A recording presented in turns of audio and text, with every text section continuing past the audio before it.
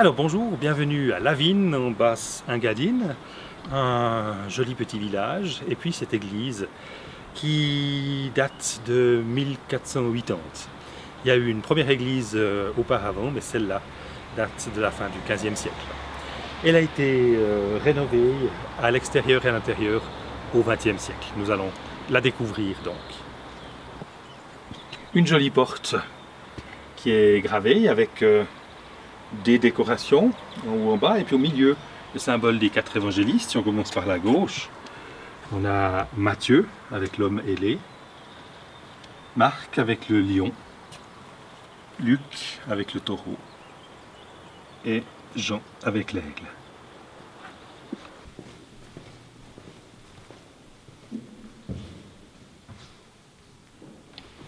Nous voilà à l'intérieur de cette église de Lavine avec des fresques magnifiques qui datent d'environ 1500. L'église a été construite en 1480. Peu après, on a pu mettre ces fresques qui sont uniquement dans le chœur aujourd'hui. C'est une église réformée, protestante. Donc, au moment de la réforme, on ne voulait plus du tout d'images. Donc, on a tout caché ça. On a rebadigeonné avec du blanc. Et c'est ce qui a permis de les conserver durant 5 siècles, parce que c'est que lors de la rénovation de 1955-56 qu'on les a redécouvertes. Donc, elles ont été pendant plus de 4 siècles cachées et préservées. Et c'est pour ça qu'elles ont une aussi belle qualité aujourd'hui. On ne va pas pouvoir tout détailler dans cette église, mais on va regarder 2-3 points intéressants. Tout d'abord, de part et d'autre de l'arc du chœur, donc ce qui est vu au premier par les fidèles, on a de manière tout à fait classique l'Annonciation, avec d'un côté à gauche l'ange, et puis de l'autre côté, on a Marie.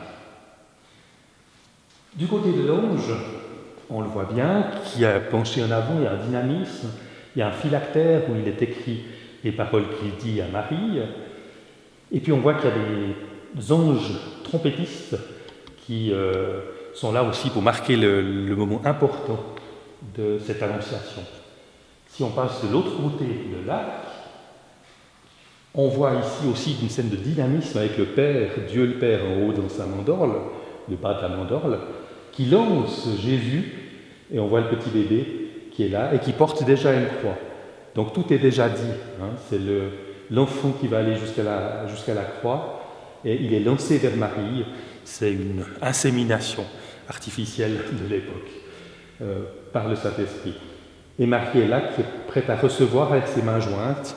De manière classique, elle est en train de lire un livre, et ses mains jointes dit la soumission, l'humilité. Voilà pour cette annonciation, un thème tout à fait classique. Intéressons-nous maintenant à l'arc et au revers de l'arc. Dans l'intrados de l'arc, on a 10 prophètes. Souvent il y en a 12, là il y en a 10, parce qu'ils donnent écho aux 10 vierges qui sont sur le revers de l'arc, que l'on voit bien ici en haut, avec le Christ en haut dans sa mandorle, qui tend la main vers les vierges sages qui ont eu assez d'huile et qui ont prévu la chose assez tôt, et les 5 vierges folles, insensées, qui sont ici à droite, qui, elles, n'ont pas eu assez d'huile parce qu'elles n'ont pas prévu les réserves suffisantes.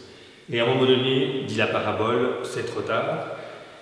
C'est toujours à gauche, les vilains, les méchants, et à droite, les bons.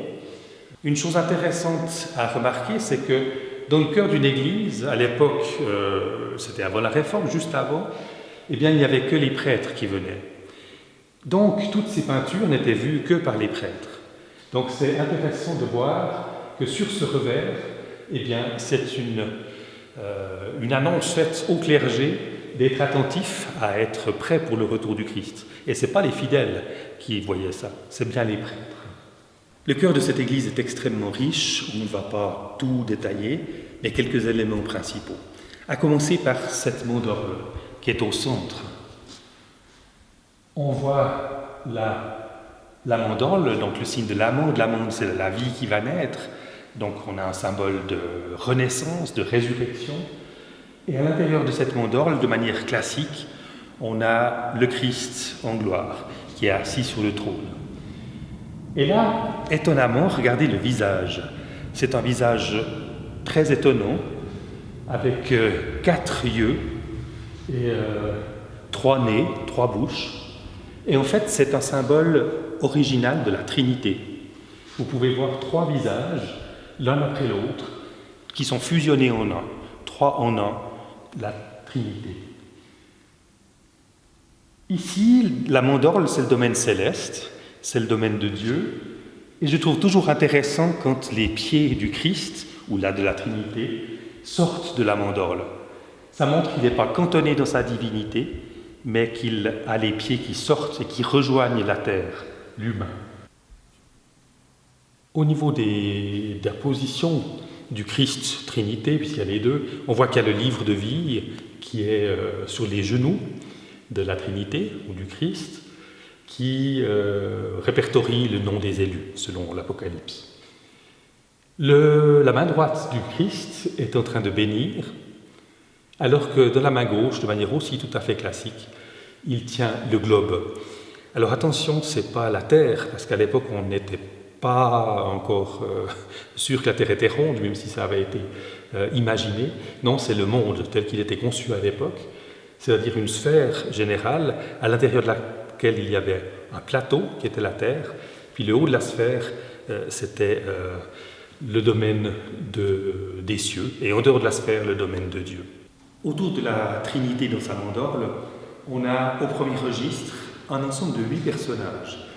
Il y a à la fois les 4 pères de l'Église d'Occident, à savoir saint Ambroise, saint Jérôme, saint Augustin et saint Grégoire, et à la fois les 4 évangélistes. C'est intéressant de voir que ces autorités-là sont mises ensemble. Il y a la Bible et la tradition par les pères de l'Église, la Bible par les évangélistes. On trouve également entre les évangélistes les attributs, à savoir ces animaux dont on a parlé tout à l'heure. Le bœuf et l'ange, ou l'homme ailé, d'un côté, et puis de l'autre côté, l'aigle et le lion, symbole de ces évangélistes. Encore un détail, si on regarde en haut de la mandorle, de part et d'autre de la tête de cette Trinité, on voit le soleil et la lune. Ces 2 astres sont mis là parce qu'ils participent à ce moment cosmique qui est le moment où la Trinité est sur son trône, où le Christ règne. Ça donne vraiment une dimension totale à cet événement. Une autre chose intéressante ici dans ces fresques de Lavigne, c'est qu'il y a les 4 éléments qui sont représentés. On peut commencer ici par cet homme en rouge qui porte dans sa main le feu. Peu après, ici, on a une femme avec du bleu autour d'elle et elle a les pieds dans l'eau. Elle porte apparemment quelque chose qui pourrait ressembler à un dauphin. Ensuite, de ce côté-là, il y a un homme qui porte le plateau qui est la terre. Comme je l'ai dit tout à l'heure par rapport à cette sphère que le Christ porte dans sa main gauche, il y a le cosmos et à l'intérieur il y a ce plateau de la terre. Et là, cet homme est en train de porter ce plateau-là. Et enfin, nettement moins lisible, nous avons ici une femme qui représente l'air. Probablement qu'il y avait une bulle, quelque chose comme ça, qui symbolisait l'air. Donc ici, 2 hommes, 2 femmes qui nous présentent les 4 éléments, structure de la création de notre univers. Ce qui est frappant dans cette église et dans cette iconographie, c'est l'opposition et la complémentarité qu'il y a entre le chiffre 4 et le chiffre 3.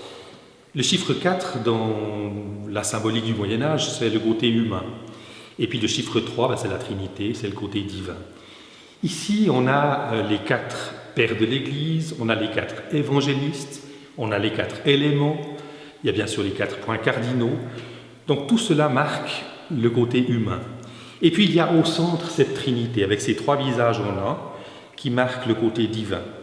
Donc ce cœur, c'est vraiment le lieu du rapport entre l'humain et le divin, ce lieu de rencontre.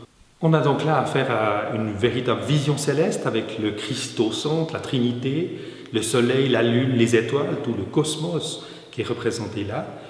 Et puis les pères de l'Église qui manifestent la tradition, les évangélistes qui manifestent la Bible, tout cela soutenu par des anges musiciens qui donnent de leur voix, de leur instrument, pour glorifier l'ensemble de cette scène. Quelque chose de très élevant et de très joyeux.